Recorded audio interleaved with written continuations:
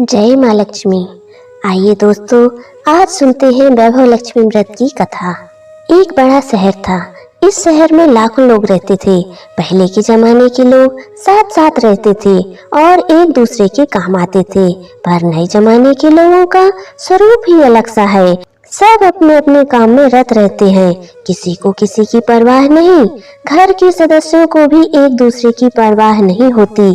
भजन कीर्तन, भक्ति भाव, दया माया, परोपकार जैसे संस्कार कम हो गए हैं। शहर में बुराइयां बढ़ गई थी। शराब, जुआ, रेस, व्यभिचार, चोरी, डकैती वगैरह बहुत से गुनाह शहर में होते थे। कहावत है कि हजारों निराशा में एक अमर आशा छिपी हुई है। इसी तरह इतनी सारी बुराइयों के बावजूद शहर में कुछ अच्छे लोग भी रहते थे। ऐसे अच्छे लोगों में शीला और उनके पति की गृहस्थी मानी जाती थी। शीला धार्मिक प्रकृति की और संतोषी थी। उनका पति भी विवेकी और सुशील था। शीला और उनका पति ईमानदारी से जीते थे। वे किसी की बुराई नहीं करते थे और प्रभु भक्ति में अच्छी तरह समय व्यतीत कर रहे थे।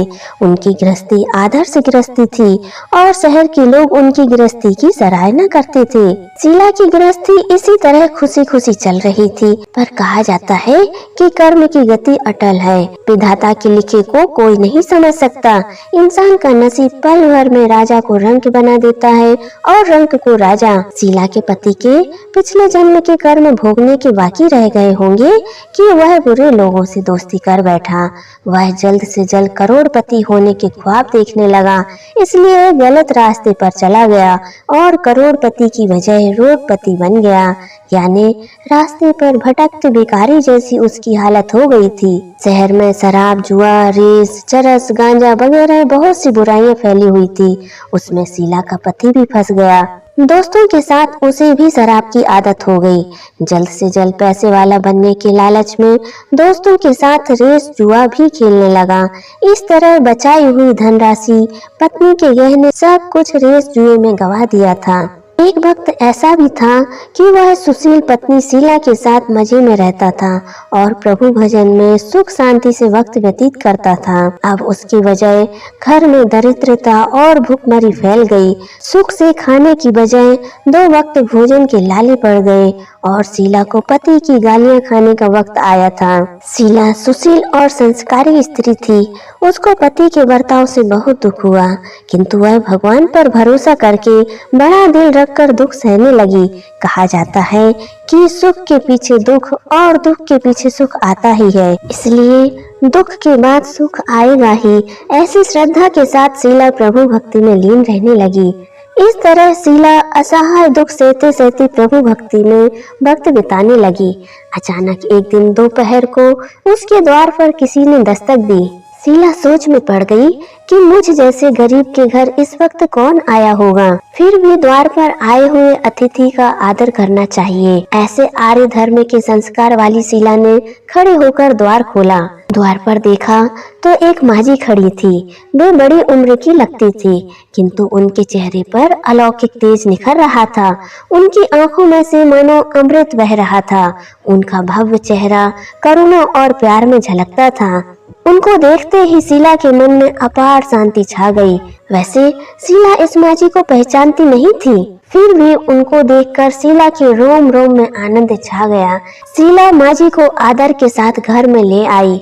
घर में बिठाने के लिए कुछ भी नहीं था, अतः शीला ने संकुचाकर एक फटी हुई चादर पर उनको बिठाया। माजी ने कहा, क्यों शीला, मुझे पहचाना नहीं?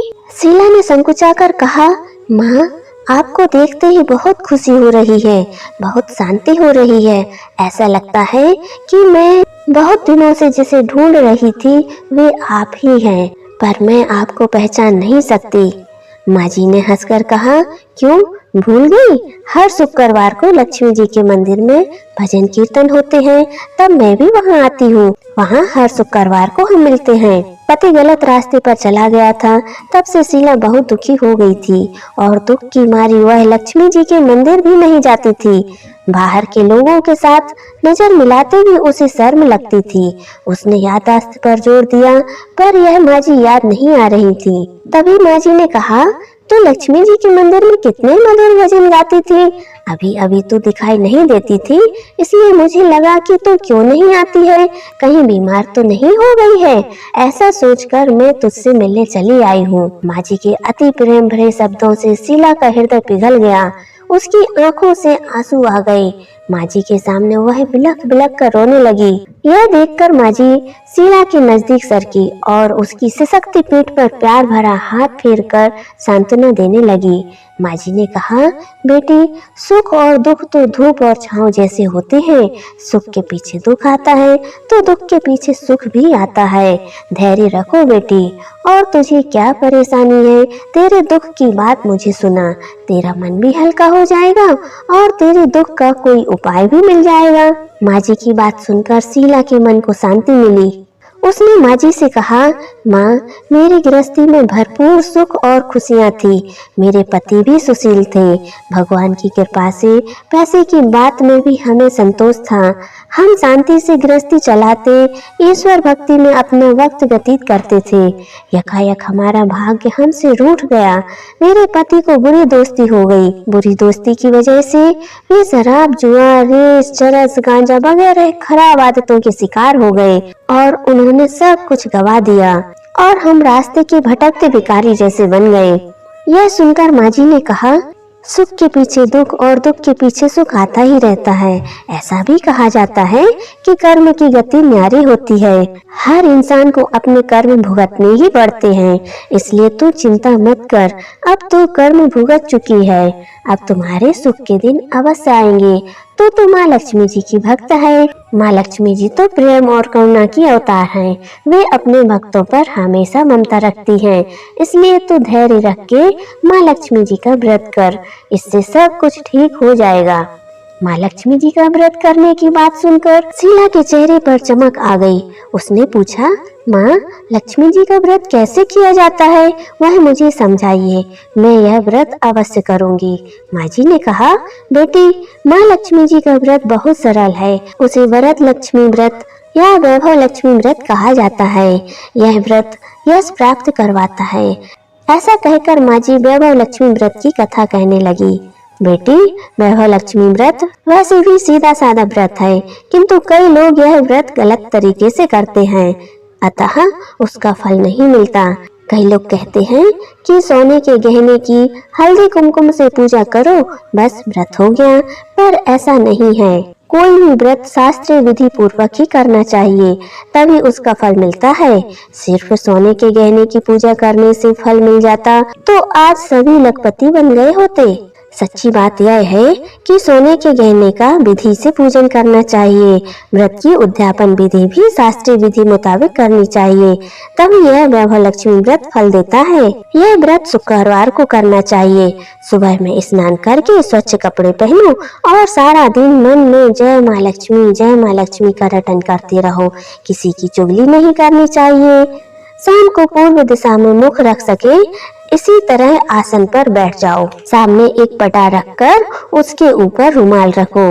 रुमाल पर चावल का छोटा सा ढेर करो। उस ढेर पर पानी से भरा तांबे का कलश रखो। कलश पर एक कटोरी रखो। इस कटोरी में एक सोने का गहना रखो।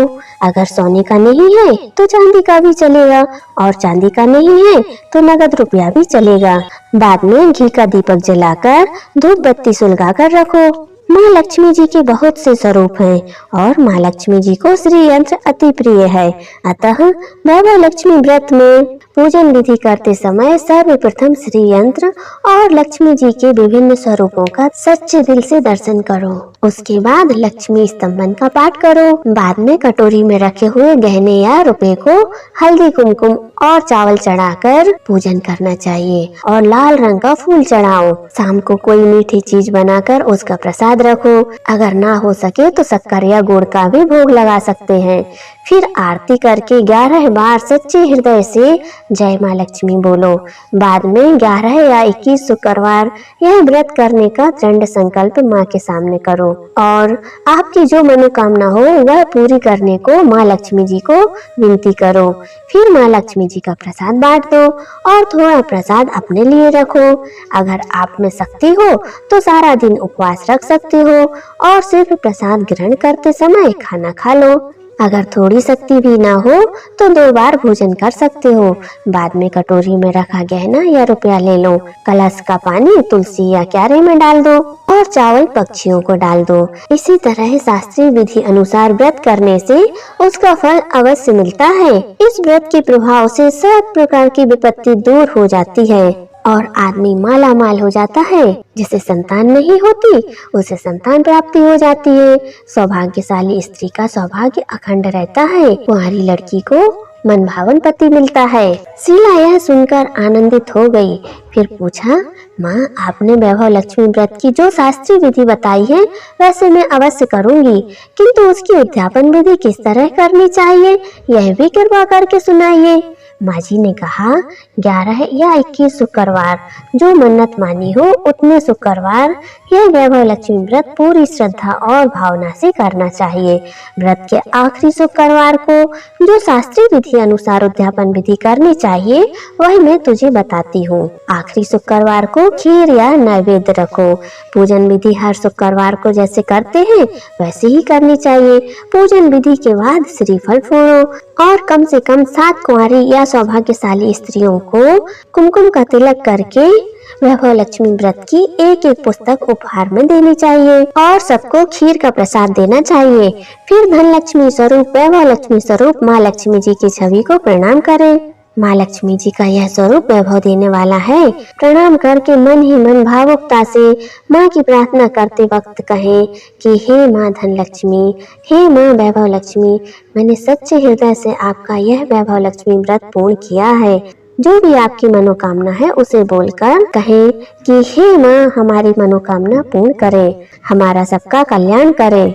आपका यह चमत्कारी वैभव लक्ष्मी व्रत जो करे उसकी सब विपत्ति दूर करना, सबको सुखी करना। हे माँ आपकी महिमा अपरंपार है। इस तरह माँ की प्रार्थना करके माँ लक्ष्मी जी के धन लक्ष्मी स्वरूप को भाव से वंदन करें। माँ जी के पास से वैभव लक्ष्मी व्रत की शास्त्रीय विधि सुनकर शीला भाव विभोर हो उठी। उसे लगा मानो सुख का रास्ता मिल गया है। उसने आंखें बंद करके मन ही मन उसी क्षण संकल्प लिया, हे वैभव लक्ष्मी माँ, मैं भी माँ जी के कहे मुताबिक श्रद्धा से शास्त्रीय विधि अनुसार वैभव लक्ष्मी व्रत 21 शुक्रवार तक जरूर करूंगी। व्रत की शास्त्रीय विधि अनुसार उद्यापन विधि भी करूंगी। शीला ने संकल्प करके आंखें खोली तो सामने कोई न था। वह विस्मित हो गई कि माँ जी कहाँ गई। यह माँ जी दूसरा कोई न था, साक्षात लक्ष्मी जी ही थी। शीला लक्ष्मी जी की भक्त थी, इसलिए अपने भक्त को रास्ता दिखाने के लिए माँ लक्ष्मी देवी माँ जी का स्वरूप धारण करके शीला के पास आई थी। दूसरे दिन शुक्रवार था। सवेरे स्नान करके स्वच्छ कपड़े पहनकर शीला मन ही मन श्रद्धा से और पूरे भाव से जय माँ लक्ष्मी का रटन करने लगी। सारा दिन किसी की चुगली नहीं की। शाम हुई तब हाथ पांव मुंह धोकर शीला पूर्व दिशा में मुख करके बैठी। घर में पहले सोने के बहुत से गहने थे, पर पति देव के गलत रास्ते पर चले जाने से सब गहने गिरवी रख दिए थे। अब नाक की चुन्नी ही बची थी। नाक की चुन्नी निकालकर उसे धोकर शीला ने कटोरी में रख दी। सामने पटे पर रुमाल रखकर मुट्ठी भर चावल का ढेर किया। उस पर तांबे का कलश पानी भर कर रखा। उसके ऊपर चुन्नी वाली कटोरी रखी। फिर माँ जी ने कही थी वही शास्त्रीय विधि अनुसार बंधन, स्तंभन और पूजन वगैरह किया। घर में थोड़ी शक्कर थी, वह प्रसाद में रखकर वैभव लक्ष्मी व्रत किया। वह प्रसाद पहले पति को खिलाया। प्रसाद खाते ही पति के स्वभाव में फर्क पड़ गया। उस दिन उसने शीला को मारा नहीं, सुनाया भी नहीं। शीला को बहुत आनंद हुआ। उसके मन में वैभव लक्ष्मी व्रत के लिए श्रद्धा बढ़ गई। शीला ने पूर्ण श्रद्धा भक्ति से 21 शुक्रवार तक वैभव लक्ष्मी व्रत किया। 21वें शुक्रवार को माँ जी के कहे मुताबिक उद्यापन विधि करके 7 स्त्रियों को वैभव लक्ष्मी व्रत की 7 पुस्तकें उपहार में दी। फिर माता जी के धनलक्ष्मी स्वरूप की छवि को बंधन करके भाव से मन ही मन प्रार्थना करने लगी। हे माँ धनलक्ष्मी, मैंने आपका वैभव लक्ष्मी व्रत करने की मन्नत मानी थी, वह व्रत आज पूर्ण किया है। हे माँ, मेरी हर विपत्ति दूर करो, हमारा कल्याण करो। जिसे संतान न हो उसे संतान देना, सौभाग्यशाली स्त्री का सौभाग्य अखंड रखना, कुंवारी लड़की को मन भावन पति देना। आपका यह चमत्कारी वैभव लक्ष्मी व्रत जो करे उनकी सब विपत्ति दूर करना, सबको सुखी रखना। हे माँ, आपकी महिमा अपरंपार है। ऐसा बोलकर लक्ष्मी जी के धन लक्ष्मी स्वरूप की छवि को प्रणाम किया। इस तरह शास्त्रीय विधि पूर्वक शीला ने श्रद्धा से व्रत किया और तुरंत ही उसे फल मिला। उसका पति गलत रास्ते पर चला गया था, वह अच्छा आदमी हो गया और कड़ी मेहनत करके व्यवसाय करने लगा। माँ लक्ष्मी जी के वैभव लक्ष्मी व्रत के प्रभाव से उसको ज्यादा मुनाफा होने लगा। उसने तुरंत शीला के गिरवी रखे गहने छुड़ा लिए। घर में धन की बाढ़ सी आ गई। घर में पहले जैसी सुख शांति छा गई। वैभव लक्ष्मी व्रत का प्रभाव देखकर मोहल्ले की दूसरी स्त्रियां भी शास्त्रीय विधि पूर्वक वैभव लक्ष्मी व्रत करने लगी। हे माँ धनलक्ष्मी, आप जैसे शीला पर प्रसन्न हुई, उसी तरह आपका व्रत करने वाले हम सब पर प्रसन्न होना, हम सबको सुख शांति देना। जय धनलक्ष्मी माँ, जय वैभव लक्ष्मी माँ, अपनी कृपा हम पर बनाए रखना। भक्तों, आपने यह लक्ष्मी जी की कथा पूरी सुनी, इसके लिए बहुत धन्यवाद। आपसे निवेदन है कि इस चैनल को सब्सक्राइब कीजिए, वीडियो को लाइक और शेयर कीजिए। फिर मिलेंगे अगली कहानी के साथ, तब तक के लिए जय माँ लक्ष्मी। खुश रहिए, खुश रखिए।